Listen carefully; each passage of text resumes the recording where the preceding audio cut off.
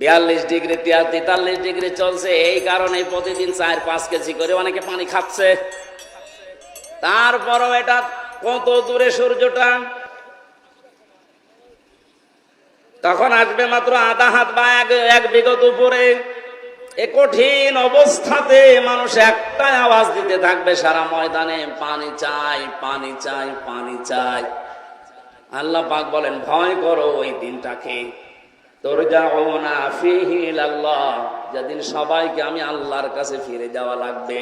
সুম্মা তুওয়াফফা কুল্লু নাফসিন মা কাসাবাত ওয়া হুম লা ইউযলামুন, প্রত্যেককে তার উজরত পারিশ্রমিক পরিপূর্ণ করে দেওয়া হবে, কারো উপরে আমি আল্লাহ জুলুম করব না। বলেন সুবহানাল্লাহ। এর আগে যে ময়দানে মাহশারের যে বিশাল বর্ণনার কথা আছে, সন্তান পেট ফেটে বের হয়ে যাবে, শিশু বাচ্চার কথা, দুধের কথাও মনে থাকবে না, মানুষ উন্মাদের মতো ঘোরাফেরা করবে। এ কঠিন কঠিন বর্ণনা দিতে গিয়ে আমার আল্লাহ বলেন, কিয়ামতে এই বাস্তবতায় আমি বিচার ব্যবস্থাকে 3টা শ্রেণীতে ভাগ করব। আল্লাহর বিচার ব্যবস্থা 3 শ্রেণীতে। কয় প্রকার? বলেন বলেন। সূরা বাকারার 281 নম্বর আয়াত আমরা পড়েছি। আয়াতের ভেতরে আল্লাহ ওইটা জানাচ্ছেন, ওয়াত্তাকু ইয়াওমান তুরজাউনা ফীহি ইলাল্লাহ, তোমরা ভয় করো। শুধু হামজা একা না, ওয়াত্তাকু বহু বচন, এটা সবাই মিলে ভয় করো। ইয়াওমান, ওই দিনকে, যে দিনের বর্ণনা এতক্ষণে 4-5 মিনিট দিলাম। এত বড় কঠিন ভয়াবহ অবস্থা আল্লাহ ওই দিনে বানাবেন।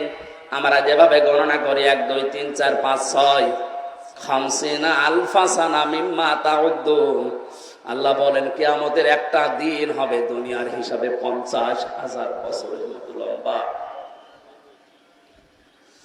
এ বিশাল দিনে মানুষ দাঁড়িয়ে থাকবে, সূর্যটা আসবে মাথার আধা হাত উপরে, তামা হয়ে যাবে মাটি, টকবক করে ফুটতে থাকবে মগজ, নাক কান দিয়ে বয়ে বয়ে পড়বে। পুরা ময়দানে একটাই মাত্র আওয়াজ থাকবে, পানি চাই।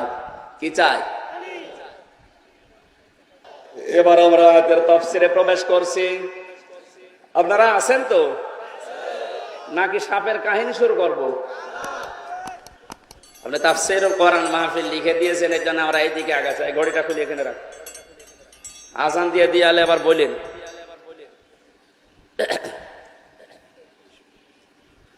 যেদিনের বিচার ব্যবস্থার কথা এবার বলছিলাম, 3টা শ্রেণীতে পেয়েছি ইবনে কাসির তাফসীরে। 1 নম্বরে মহান আল্লাহ বিচারের ব্যবস্থা যেটা বানিয়েছে, আল্লাহর বিচার ব্যবস্থায় কোনো অবিচার নেই। জবাব দেবেন বললাম ছাত্রের মতো, আল্লাহর বিচার ব্যবস্থায় কোনো অবিচার। আরো জোরে বলেন, আল্লাহর বিচার ব্যবস্থায় ন্যায় বিচার করলে সবাই ধরা খাবে।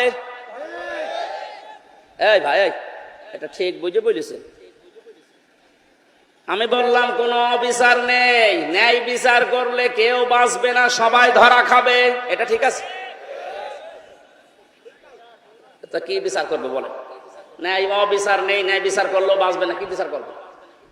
আল্লামা ইমাদউদ্দিন রাহমাতুল্লাহ আলাইহি তাফসীর করতে গিয়ে আয়াতের ইয়াউমান এই শব্দের ব্যাখ্যায় ভয়াবহতা আগে তিনি উল্লেখ করেছেন।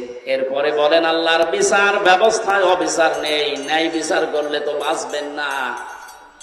আল্লাহর বিচারে একটা জিনিস আছে, উনি যদি দয়া করে মাফ করে দেয় বাঁচা যাবে। আসসালামু আলাইকুম। ইসলামিক ভিডিও পাওয়ার জন্য আমার চ্যানেলটিকে সাবস্ক্রাইব করুন।